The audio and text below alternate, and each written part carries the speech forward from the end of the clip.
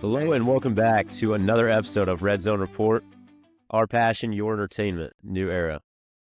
I am Jordan Rossell here with my co-host Carlos Magdaleno, and we are your ultimate destination for all things Huskers, college football, NFL football, and all latest sports news. So on this episode, we're going to talk about Nebraska football. Like we did on our last episode, it's up and down. It's kind of down right now.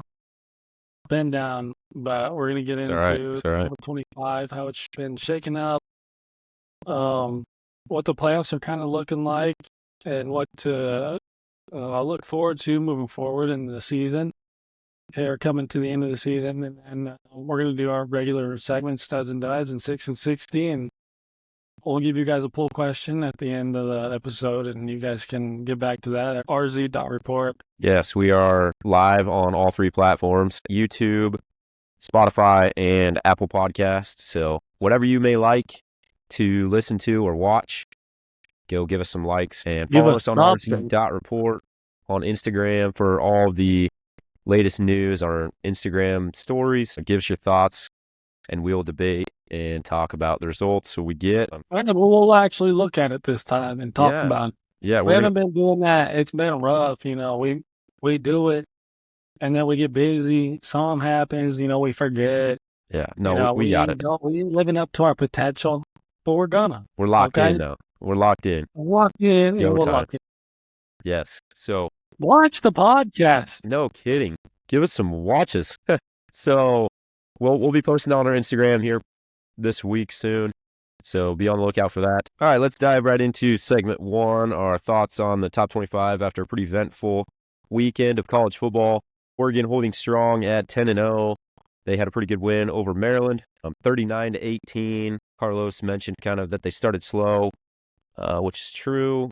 Ohio State, they had a pretty good game against Purdue, as expected. Not a very good team in the Big Ten. Texas had a pretty good game against Florida. Got to see both quarterbacks come in the game to showcase their skills. Arch Manning, Quinn Ewers took care of business. Then Penn State beat Washington, which is a team that doesn't get a lot of credit. They are a pretty good team that's kind of fell short in a couple matchups that could have went the other way. And moved up 2 spots after their loss to Ohio State. We'll say that. They were 6, moved up to 4. Yeah, that's good for them. They make right back up there. Yeah, they are climbing back up. Indiana, 10-0 Indiana, moves into the number 5 spot. And this is the highest ranking that we've seen for all year. And who did they play again, Carlos? I can't even. They played Michigan. 120. Yes. They didn't have their greatest game. They did not. Pretty solid defense, but at the end of the day, they still won. They moved up 3 spots. They're 10-0. That's all. That's all that matters. They keep winning. Their job. They're 10-0. They keep winning. Just right there, the Big Ten is representing 4 of the top 5 teams. Yeah, that's a pretty bold statement for the Big Ten. There's a lot of controversies on who's the better conference, all this, and to have 4 of the top 5 teams, that's a pretty good statement for us to make. Yeah, pretty tough conference that we have. Tennessee moves into the 6th spot. They've been just staying steady all year. Mississippi State, not a very good team that they beat last week.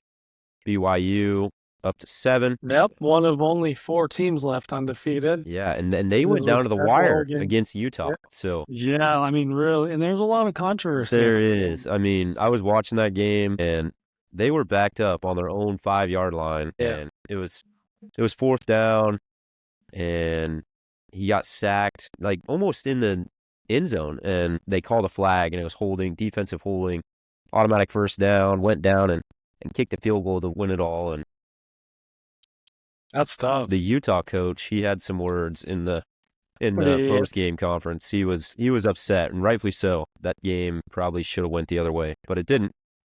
BYU came out with the win. Notre Dame, number 8, finding their way back up in the ranking. Yes. They're just kind of a quiet team that's, not making a ton of noise against any opponent, but they're staying steady. I think it's definitely because they're an independent. If they were in like an SEC or Big Ten, you'd definitely hear about them more. But you don't ever hear about them in any kind of conference play. So you don't really hear about a lot of them at all. And then at number 9, Alabama with a dominant win over LSU. Yeah, and I thought that game was going to go down to the wire. I thought it was too. Both teams, like LSU, they started looking pretty solid. They were getting their rhythm going, and Alabama, they were being streaky. They didn't have a solid win. And they've got one now. This game, and they dominated. And that's where they're back in the 9th spot. Talk about Jalen Milroe. 4 rushing touchdowns, man. Yeah, he's nuts, man. Oh my gosh. He had more rushing yards than he did passing yards. Yeah, I believe that. That's crazy. When I think about him, I think about Jalen Hurts a lot, and those two quarterbacks, they mirror each other quite well. Yeah, very comparable. Rounding out the top 10 is Ole Miss with a statement win over Georgia. Yeah, moving 6 spot. Wow, what a win for Ole Miss and Jackson Dart. I don't know. They took it to Georgia early, and they got up, and they just put the pedal down and got that win over number 3 Georgia, which they're number 11 now, dropped 9 spots. Yeah, it was a pretty good game to watch. Obviously, Miami, they got beat against a Georgia Tech team. Man, and it was, it felt very one-sided pretty much the whole game. Yeah, Miami just couldn't really get it going. No, they struck fast, same as Georgia Tech did too, and then they got Miami off the field. Georgia Tech would score. Yep. They scored maybe 2 times, and then Miami would drive it down, and then at the last couple minutes, they score 1 touchdown, and then Kim Ward, trying to find his way back in the end zone, scrambles, fumbles. That's the end of the game. Georgia Tech comes out with the win. I knew they were a good team. Yeah. Haynes King is he's a good quarterback, but I did not expect that.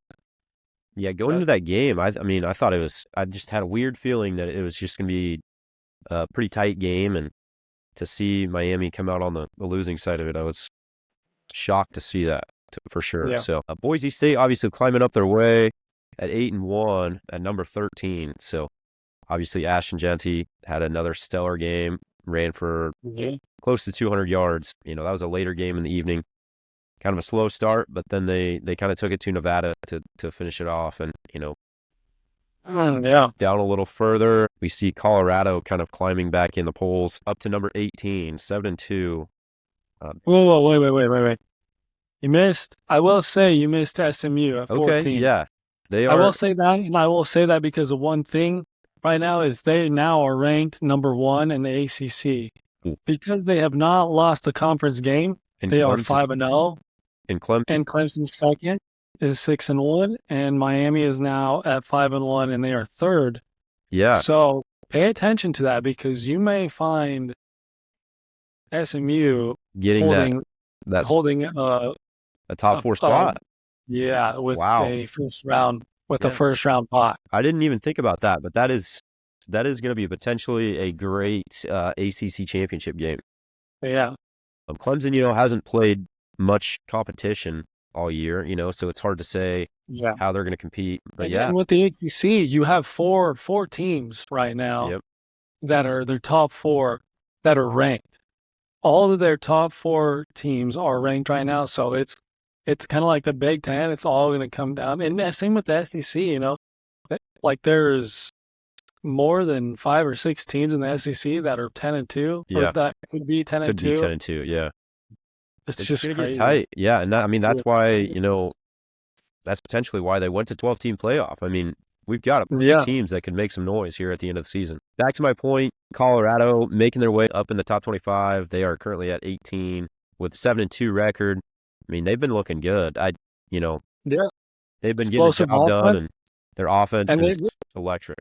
And they're stopping teams on defense. You're not like last year, completely different defense. I know, yeah. At the beginning of the year, it didn't look like that, and everybody was like, okay, yeah, this is the same Colorado team. You're down in here in the stretch, with 3 games left. They're looking pretty good. They could make a case for a 10-2 at the end of the season. Yeah. But yeah, they just beat Texas Tech, a pretty good team. K-State is right behind them at number 20, so that Big 12 finish is going to be just as good as well. So LSU is the first 6-3 team, 3-loss team in the top 25. And I'd say, that's pretty fair for them to be in the top 25. They've played some pretty good ball. Yeah. They've had a tough schedule. Some pretty good ball teams. Yeah. So, and then rounding out them at the bottom of the top 25 would be Louisville, South Carolina, Missouri, and Tulane is a new member of the top 25 at 8-2. So, yeah, lots of shakeups in the top 25 this week. It's very fun to see all the different teams getting spread out a little bit. There for a couple years, there was probably 3 or 4 teams that were kind of controlling their destiny throughout the season and kind of solidifying those 4 spots throughout the season. But I would have never guessed. No, Indiana, not at all, man. UNAU being in the top 7. No, it's crazy. With like almost a 0% possibility that they're not going to make the playoffs. Right. And yeah, they were coming into the season with a bunch of transfers, new coach. Nobody knew what they were capable of, and obviously, they're showing people why they're a 10-0 team, and they've got some good games coming down the stretch. I mean, they play Ohio State next week. It'll be interesting to see how that game shakes out, and it'll be a good one for sure. How that goes. I mean that's the top 25 for this week. We'll touch on it throughout the year, and we'll see what we come down to for a college football playoff. But now moving on to segment 2, we'll make this one pretty quick. Nebraska, UCLA, our thoughts on the game. Yeah, I mean, there's not much to say besides it's kind of a letdown. People were looking at UCLA as a team that was very underrated. You know what I mean? Like, their record is very deceiving. It is. They are a team that's making strides at the right time of year, and they're playing some good ball right now. And I'm not just saying that because we lost, but they were 2-5 when they played us. Yep. And now they're 4-5 after they beat us and then beat Iowa. They're fighting.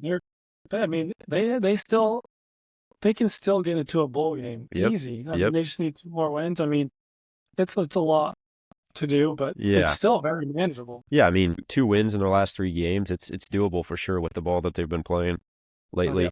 I mean, we can touch on Dylan Raiola getting hurt in the last part of the game and what looked like, a back injury, and it almost looked like a pinched nerve, and he went out and came back in and must have aggravated a little bit, and we had to put in Heinrich Harburg, and I will say that he does look a lot better. I mean, his throwing motion, he was seeing guys open. Especially in that kind of pressure of a game, He went out there with 1 drive to go. You got to win the game. Drove us all the way down there, just... He had a chance. Unfortunate series of events right there. Yeah. That bounced off of Ja'Cory's knee, and they caught it. That's the end of the drive. We lose. Yeah. But, those are the chances you got to take, and I don't blame him for throwing that ball. Because Ja'Cory's a playmaker, you think, why not throw it to him? Maybe he can make a play on it. And I mean, it could have gone either way, It was a hard thrown ball, and Ja'Cory went up it was a good play on the ball by the defender, and just kind of came away on the other side of it. And that's kind of the story of the Huskers the last couple of years, is just coming up 1 play short.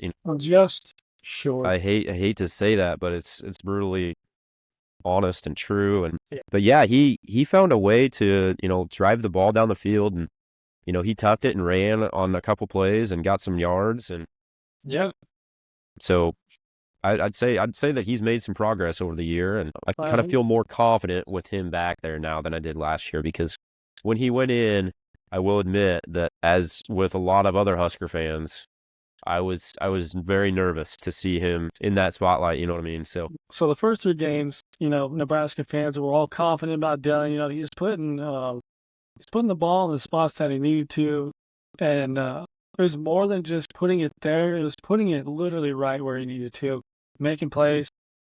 And since the Illinois game, since he started getting into Big Ten play, those numbers have been decreasing. I'm not saying it's just his fault. He don't have much time. His offensive line needs to do some work. Honestly, the wide receivers need to get open.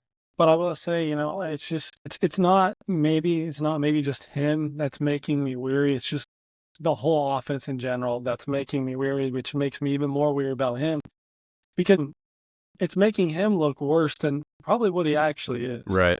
Yeah. I mean, ever since the halftime of Illinois game, that's when he started, the decline is what it kind of felt like anyway. I feel like teams are scheming him a lot better. Yeah. They're finding his weakness and really putting it to him. And, that's just something that Matt Rule says that he needs to cherish as he's growing as a young quarterback and learn from these moments. And that's what's going to make him great in the next couple of years. You know what I mean? Well, when you have a team scheming for you, Yeah, you're doing something right. absolutely. So just you doing your thing. Yep. Nebraska rushing yards, 113 to UCLA, 139. So not much difference there, but it definitely did not feel that way. We did get the running game going a little bit, but yeah, not enough, obviously. I'd like to see that up in the 150s. It really hurt because knowing they're one of the worst Yeah. rushing offenses in the nation, that's where, I thought I need to put this down because that shouldn't happen when No. we're best rushing defenses and you're playing one of the worst rushing offenses. We pretty much gave UCLA everything they wanted. Absolutely. And I feel like what kept us in the game were the personal foul calls at UCLA. They were happening in terrible times for them. We had a 3rd and long, and they would have a personal foul call, and then we'd get the first down, and it would extend a drive, and, we would either flip the field on them or get something out of it. But I think there's 3 of them for sure. Yes, there's one that I remember specifically. Mm-hmm. We were on their 5-yard line. Oh, yep. It would have been 4th down. They had a personal foul. And guess what? It took us another 4 plays. It took us 8 plays to score, including a personal foul on them, which gave us an automatic first down. Yep. And we had the ball in their 5. Yeah, it was just some poor offense, obviously, by us. Got to be way better. Yeah, it's just I don't get how you can't scheme something up to get a touchdown within 8 plays. No, I know. Turnovers, we lost the battle. We had 2, they had 0. Obviously, that one came at the end of the game, so kind of an unexpected time, or however you want to say it. But time of possession, for a while there, I thought they were going to take the time of possession and run with it. They had the ball. What do we have? 1 drive in the first quarter? We had 3 plays. 3 plays in the first quarter. They had over 13 minutes with the ball. And I went back and looked at it, and I was like, how did we end up with more time? That's what I was wondering too when I saw that. And I mean, I don't know how we do that as a top defense going against a not so top offense is beyond me. And that's what still makes me question our defense and their capabilities on, I don't know, just not getting it done. I'd like to say that the bye week came at a good time to recuperate and think ahead to what we have to do to, finish out the season strong, because we are still fighting for one more game to get a bowl game. It's been 8 long years since we've been to a bowl game. It's gotta happen. It's gotta happen. Do it. I mean, I don't know if there's any other way, but we've got to make it happen. But it's gotta happen. You have anything else on UCLA, Carlos? Depressing. That's it. That's all I have is just depressing. It is. Well, if you don't have anything else, we'll go on to segment 3, preparing for USC. And let me tell you, we've had a week here in Lincoln. Yeah, it's been a roller coaster. It has been a roller coaster of emotions. Coming off that UCLA game, everybody's starting to question where do we go from here? Here we go again. Here we go again has been said way too many times. But then we get word on Monday that Matt Rule hires Dana Holgorsen and Phil Snow to come in and be an offensive and defensive analyst. Consultant. Yeah, one of the two. Probably the same thing. Probably the same thing, right? Just come in and he wanted an outside perspective from people not within the team and see what they thought about the team. And he wanted to hire them and put them on staff. And we did just find out that today, Dana Holgorsen has taken over the offensive coordinator job and will be calling plays against USC this weekend on Saturday. So obviously, big moves. Big moves. Because, Holgorsen, he's been good. Yeah. His resume is good. And you look at his record, it's you look at it, it's like iffy. Right. He's 92 and 69 in his Yeah, so career. then you start to scratch your head a little bit. Something you kind of can think about, like that lingers in your mind. Is he good? Is he not? Mm-hmm.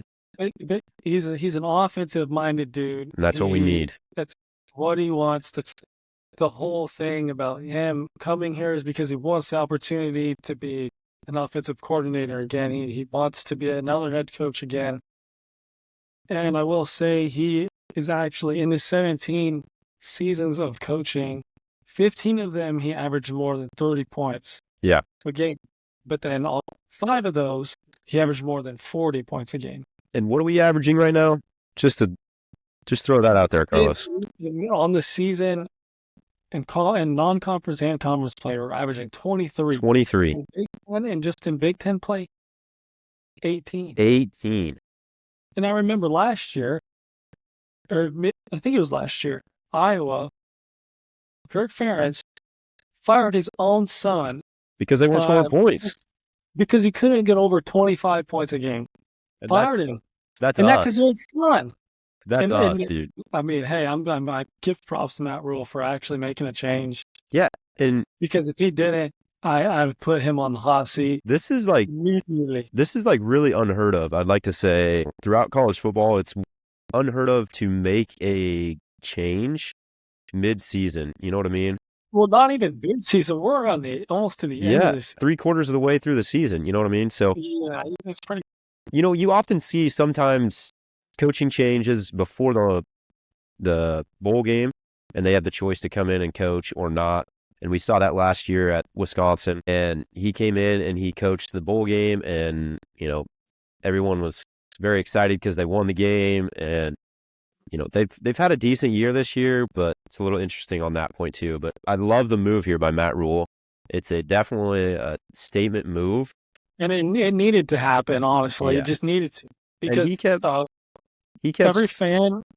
every Nebraska fan is thinking the same thing. This offense is predictable. We know what's going to happen every game. Offense, the Ohio State's defense, even they in the press conference were like, we knew what the wide receiver was going to run. We knew their routes, and they haven't changed at all. So that gives it away. It's too predictable, man. So Matt Rule was saying that he wants to change now, and he doesn't want to change for the future. He wants to change now. And you have to. You love that. You know what I mean? Like, you have no choice. No, you don't. And you just need, I hate to say that we need one more win, but we need one more win for the Husker fans. You know what I mean? Like, one more win and everybody can breathe.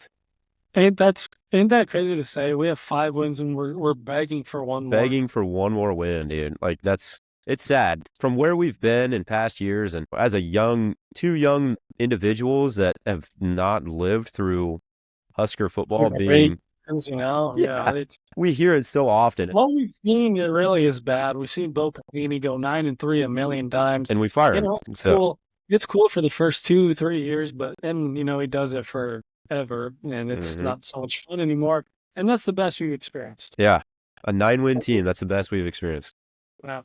So I love the move here. So yeah, there was a lot of questions about what Marcus Satterfield was going to do. And I think he is a very likable guy in that building. Matt Rule says he has a very good relationship with Marcus Satterfield. And Marcus Satterfield could have very well said, just fire me, give me my money, and I'll go home. Marcus Satterfield said, you know what, I'm going to stick around. I'm going to do what's right for the team. And he's going to be the tight ends coach. So he's going to be the tight ends coach. Garrett McGuire is going to be the wide receiver coach. EJ Barthel is going to be running backs and quarterbacks. Help me out. Glenn Thomas is going to be quarterbacks. And now Dana Holgerson is going to just kind of oversee it all. And that's a big staff for just an offense, man. Like, I don't know what's going to happen come off season, but for now, we've got a giant staff. So I guess we'll see what happens in the next couple games and kind of go from there. I'd say we're on the upper side of the money line that the football team was projecting for this year. All right, what else do you have for us for preparing for USC, Los? I will say, we have a long travel. We go to USC. They're averaging 30 points per game, which probably haven't really seen that since we played Ohio State Yeah. and Indiana. One of those games went decent, and the other one went horrible. So it's kind of really, I don't know what to expect from this game, but I will say USC is playing their backup quarterback. Yeah. I don't remember his name, but not a very notable guy, but No, he's a somebody freshman. that you might see on the horizon, somebody that might pop off. These are the kind of guys that make a name for themselves. So Yeah. it's going to be a tough game, and it's just going to be Yeah, and I whoever think can actually score on offense. Honestly, I think we're having to prepare for two different quarterbacks. Obviously, we know that they changed to the freshman quarterback, but I think we still have to prepare for Miller, right? That's his name. yeah, Miller Moss. Miller Yeah. Moss, because we never know, like, what's this guy going to do once he gets in the games. Yeah. And I think that was kind of interesting because people were asking how we were game planning with our quarterback, and Matt Rule didn't want to say much. He said we're kind of keeping our cards close to our chest, and he didn't want to say much because they're having to prepare for two quarterbacks as well. You're right. And Matt Rule said that he's not having any of the players or coaches talk tomorrow for that very reason. So it'll be interesting. It's going to be, everybody's going to be down to the wire on who's going to be the starter. Let me tell you this. Dylan's going to play. All right? Let me tell you this. Dylan's going to play. Yeah, I mean, let's be real. Yeah, but do they know that? They don't. He's had 2 weeks off. Yeah. Come on. But they don't know that. For all they know, he's down right now. I do, and they should know that. They should know that. But they should know that. I hope they're preparing for two different quarterbacks, to be honest, for our sake. Because, you know why? Because Matt Rule in his press conference last week was talking about how, if Dylan had to play this week, he probably wouldn't play, but he's probably going to play against USC. He did say that, yes. And now he's changing. He did say that. I don't know. Yeah, he'll practice this week and kind of see how it goes and kind of go from there. But I pulled some quick stats from the USC versus Nebraska stats, and they were not looking so hot. Hey. Total passing yards, 2,621 for them and 2,063 for us.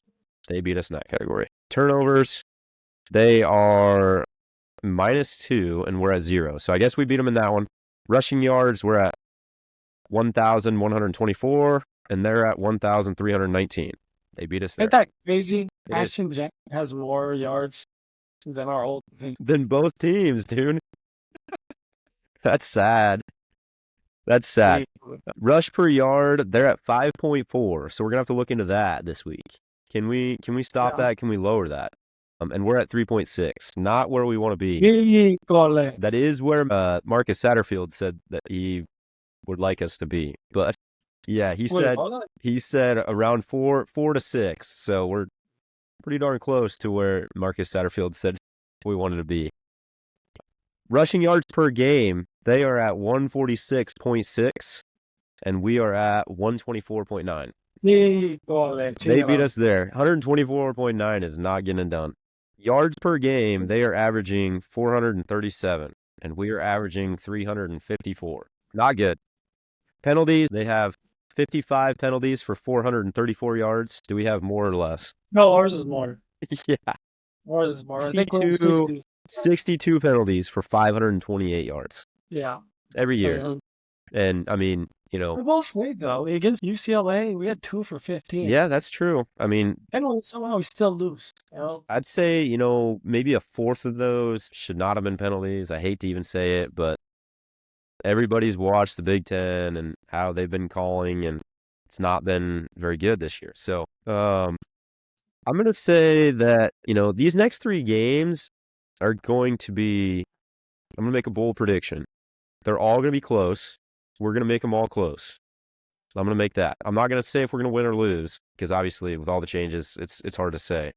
But all 3 teams are going to be fighting for a bowl game. So we're going to get the best game from all 3 teams, and we have to win to get a bowl game as well. So it'll be interesting to see.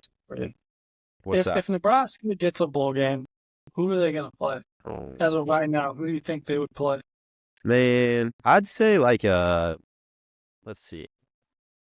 I'd say like a Missouri team. Wouldn't you say? Would you say that's fair? South Carolina, Missouri, just throwing out teams. Yeah, something similar to that. probably. Something pretty close to that. Who else would you think? Vanderbilt, Maybe? Monsters University. What? Yeah, it's probably going to be like the Cheez-Its Bowl or some pumpkin pie bowl. Fruits Mayo Bowl. Yeah. The new pop cart bowl, that one. Yeah, that's crazy. But we just need to get there. I don't care what bowl it is. We got to get somewhere. Put us in a bowl, please. Give us one more game, Nebraska. Give us one more. And I don't know. I'm not going to say 2, but I'd love to see 2 wins of the last 3. I just want to see one. Please give us one. Yeah. So, I mean, yeah, next 3 games, it's going to be tough. But I think we got a chance in all 3 of them. We will keep in touch with those 3 games coming up and kind of go over those and see where we land at the end of the season. All right, guys. So now we're going to get into our studs and duds. Yeah. I'm going to give my studs and duds after he will give his studs and duds on this week. Who's going to be the player that emerges, that he thinks that will emerge, and who do you think that is going to decline this week? So, Jordan, who's your stud? My stud for this week is Isaiah Bond, Texas wide receiver against Arkansas. They are on the road against Arkansas. Had a stellar week last week. I think he just kind of keeps it going. And Texas is, they had a pretty good game. 2 quarterbacks kind of showing out. They throw the ball all over the field. So I think he makes another statement at Arkansas, and they kind of take it to him for another statement win and kind of go from there. Who is your stud? My stud is Nico Iamaleava, Tennessee quarterback. He's been doing good. Yeah. He hasn't been a clear standout in the national spotlight, but he is doing his thing. Yep. Leading his team to probably going to be in the playoffs. So I will say he's my stud. I think he's going to go into Georgia and rely on his defense to help them out, and he's just going to do his thing. You think they win that game? I think they won that game. At Georgia? At Georgia. Georgia's going to fall 2 straight games? 2 straight games. That's bold. This is the end of Georgia. I'd love to hear that, but that's bold. All right, and for my dud this week, I have, kind of ironic that they're playing each other, Taylon Green, quarterback, Arkansas, playing at home against Texas. I'm kind of like I said, I think Texas is going to take it to them, and Texas kind of just hitting their stride at the right time of year, and they're not going to let them do anything. So that's my dud. Who do you have for a dud? Let's hear it. My dud is the one and only Shedeur Sanders. They play Utah. Utah has a good defense. They played BYU last week down to the wire. They are going to be very furious. Oh, gosh. Yeah, I can't even imagine, man. They are out. They have to be out to kill this game. Oh, for sure. And I think they go into Colorado and pressure Shedeur. Yeah, for sure. For sure. I think they will. I think Utah wins that game. In Colorado. Yeah. Wow. All right. I like it. Bold. All right. I like it. All right. Moving on to our next segment, 6 and 60. Kind of one of our favorites. We'll ask each other questions. We'll put a timer on the screen. Whenever you're ready. All right. Are you ready? Yep. And Utah at Colorado. Just said it. Utah. You did. Utah goes in and spanks them. You did. Well, I wouldn't say, but they win. Missouri at South Carolina. South Carolina gets the upset. South Carolina with the upset. All right. Yep, real good. All right. Arizona State at K-State. At K-State. Gotta say K-State. K-State, they get it. All right. Texas at Arkansas. Texas. Arkansas is a good team, but I think Texas is better, obviously. Okay. UCLA at Washington. I think Washington takes this game. They're a good team, so I think I'm gonna take it. It's at home. So okay. Washington. And the last game, the most important game, Nebraska at USC. USC, it's at home. I'm gonna give it to USC. And time. You hate to hear that from a Husker fan. Yeah. Born and raised, brother. Born and raised. That's not what you want to hear. That's for sure. But that's just kind of where we're at. I hope I'm wrong. I hope you're wrong too. I'm just being real. I really hope you're wrong too, but it's not a bad thought, I guess. I'm trying to win this this whole me versus Jordan thing. We are close. We will put the record up. The record, yes. For you Thank guys. you. I We'll knew put it the was record close. up. I know it's close, but I'm not exactly Yeah. sure when it's up. And we forgot to mention that USC is a 9.5 point favorite over Nebraska, and I say we at least cover. I'm saying we're losing by less than 9.5, or we're winning. I say we lose by 12. Man, we'll get into that in a minute. All right. What do you got? You ready? I'm ready. Wait, I'm not ready. Okay, ready? I'm ready. Okay. First game, Clemson at Pitt. Clemson at Pitt. That's gonna be a good game. I will admit, Pitt's been pretty good all season, but I think Clemson goes into Pitt and wins it. Okay. Kansas at BYU. Kansas coming off a win against Iowa State. That's crazy. I saw that they were favored by only 3. BYU is only favored by 3 at home against a 2-3-5 Kansas team. It's BYU at home for sure. Yep. Boston College at SMU. SMU for sure. Home. I like it. Yep. Okay. Oregon at Wisconsin. Oregon. At Wisconsin. I don't care. Oregon. Jump around. LSU at Florida. LSU at Florida. LSU had a tough game last week. I think they go into Florida and make a statement, and they're going to beat Florida. LSU. Okay. Their last and final game, Tennessee at Georgia. Tennessee.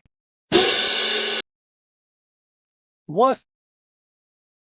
Bro, you weren't giving me the... Oh, you just talked all that. Georgia. You really think Tennessee goes into Georgia and wins? Put me on a spot. I did pick Tennessee, and I meant to pick Georgia. Well, that's what you picked. You heard me say something and goes, I think I'm going to agree with him. I had 5 seconds left, and you were slowly saying the game. I was like, yeah. Hey, I hope Tennessee beats, to be honest. So, all right, that rounds it out for our 6 and 60 segment. We will go into our last and final segment. Our 2 poll questions of the week. Do you, Carlos, like the way the transfer portal and NIL is changing the landscape of college football? I do. I really like seeing a team like Indiana, a team like BYU, SMU, Boise State. They're all given the chance to go and play for a national championship. Give other teams a run. At least have the chance to do it, not just have this 11-1 season, 10-2 season just to go and play in the Duke's Mayo Bowl or the Liberty Bowl. Because what are they playing for? Right. So I'd like to see just teams having a chance to at least show what they have. Right. Whether they win or lose in the first round, they're at least showing, that they deserve to be in that spot, and they give themselves a chance. Yep. So I like that. I would have to agree with you. I do like that for that same exact reason as well. So I am going to ask you this because I thought of this earlier when it has to do with Nebraska. Oh boy. So my question to you is, what does Dana Holgerson moving to offensive coordinator and the decisions that Matt Rule made, how does that affect Nebraska's future and the program and having recruits, like have a coach that's able to make changes fast and can do it at any moment. Yeah. And let's be willing to adapt to something that's not going their way. I mean, first of all, I'd like to say that the move that Matt Rule did, people are going to have a lot of respect for that. And they're going to say, this man wants to win now, and he's doing things for the now to change and win now. And that's ultimately what we like to see. So I think for every Husker fan, you like that in that aspect, and as for the recruiting standpoint, I think people will see that Dana Holgerson comes from, an offensive style team that, we might start seeing those offensive players buy into it. And, if that's what we need, then, I'd like the move. And I think he brings an aspect that people will want to play for a head coach that's an offensive coordinator. He's been a head coach for 2 different teams. We see that for the Ohio State team right now has Chip Kelly as their offensive coordinator. And you can see all the recruits that they're getting. There's a reason for that. Yeah. They want to play for an offense and a head coach. that are both head coaches. You know what I mean? So I like the way that we're changing in that aspect, and I think it's going to work out for us, and I sure hope it does. As for the play call, I think I think it's not this year, but I think he's going to change to a more air raid offense, and that's ultimately, I think, the offense that Dylan needs to run. He's definitely a pass guy. Don't get me wrong, we will still run the ball and keep people honest, but it's not going to be the old school run the ball, 50-50% of the game. That's just the new modern day college football. It's not ground and pound. It's just absolutely not that. And I think that's what we're going to get. I mean, whether it's next year or hopefully, I mean, maybe we see it in these last couple games, the amount of times that they're passing or not. We'll see. Yeah. But I'd love to see just a little bit of change as we go on throughout the season. But that's kind of my thoughts on that. But as we finish up this podcast, I'm going to ask your Nebraska USC prediction, Carlos. What is the score prediction? My Nebraska USC prediction is exactly what I said earlier. They win by 12 points, 32-20. 32-20 is what you're going to go with. Yep. All right. I hate it hurts me to say it, and I wish I didn't, but I can't say it. You can be the one that says it because I'm not going to do it. I cannot speak that into existence. I'm not going to jinx ourselves. I'm saying we're going to be a brand new team going into California this weekend. It's going to be a close one. I will admit, we're not going to win, a landslide, but I'm going to say 31. No, I'm taking that back. 31-27. 31-27. And we're going to put up 31 points. Crazy how earlier you said, we might not win, but we're going to cover. I mean, and now you're saying we win? No, I said we're either going to cover or we're going to win. There's no way we don't cover. Okay. There's no way. We're going to 34-27? At least we're going to cover. No. Sorry, 31-27. 31-27. That's my projection. So we're going to score 31 points. These Nebraska fans are delusional. I know. It's crazy. The fact that I'm saying that we're going to win. I'm the same way, but I want to humble, jinx the jinx. Okay, that's fair. I like that aspect too. Well, I want to be wrong. Yeah. It's just like if I were to bet on USC to win this game, I know I would lose. Yeah. You know what I mean? Yeah. That's what I'm saying. Yeah. That's what I'm trying to get at, and I hope it works. It's a game that you can't bet on. It's a win-win for me. Exactly. I mean, that's fair. That's fair. But I mean, the fact that I'm saying that we're going to put up 31 points, averaging 23 is kind of crazy. But I'm feeling a little optimistic. It's going to be a brand new team. New play caller, different situation. Exactly. Here we go. He could be throwing long balls on. Here we go. We'll see. We will see. Come Saturday, we will see. So that kind of wraps it up for our podcast. Thanks for listening. What do you got? It's good to be back. We missed last week, but we will be more consistent. We talked about the landscape of college football, how everything's shaping out to go into these playoffs. It's a new year, a lot of different teams going in. Conferences are changing. A lot of good teams in every conference. We talked about the ups and downs in Nebraska and the changes and the staff changes, player changes, what could go on with all that. A regular 6-60 and our studs and duds. As we said, we're going to put up those games like we do every weekend, get your guys' thoughts. And I mean, I don't know what else. What else do we got here? No, I mean, that's you kind of covered it all. Just like to say thank you for continuously coming back and listening to us. We try to make it better every week. Something you guys want to hear, not just ramble. So, tell your friends. Yeah. Your friends as friends. Yes. Have them call their friends as friends. Tell your family, your mama. Just walk. Your grandmas, your grandpas, aunts. Even if they're blind. They can listen. They don't need to watch. But they can listen. They can listen. That's a podcast. That is a podcast. Thanks for tuning in. We out.